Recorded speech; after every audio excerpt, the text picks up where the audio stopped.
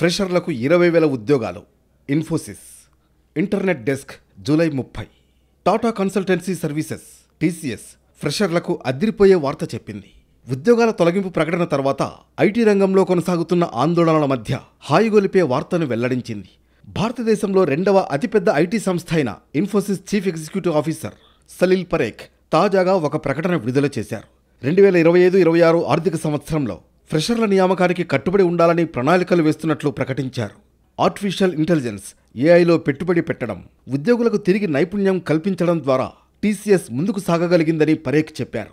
2025-26 ఆర్థిక సంవత్సరంలో 20,000 మంది ఫ్రెషర్లను నియమించుకోవాలనే లక్ష్యానికి ఇన్ఫోసిస్ కట్టుబడి ఉంటుందన్నారు.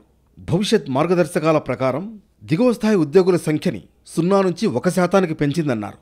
ఇన్ఫోసిస్ ఇప్పటికే 17,000 మందిని నియమించుకుందని, ఈ సంవత్సరం మరో 20,000 మంది కళాశాల విద్యార్థులను బోర్డులోకి తీసుకురావాలని యోచిస్తోందని పరేఖ్ చెప్పారు. కంపెనీ రీస్కిల్లింగ్, ఏఐపై దృష్టి పెట్టిందన్న ఆయన దీనికోసం వివిధ స్థాయిలలో 2,75,000కు పైగా ఉద్యోగులకు శిక్షణ ఇచ్చిందని పేర్కొన్నారు.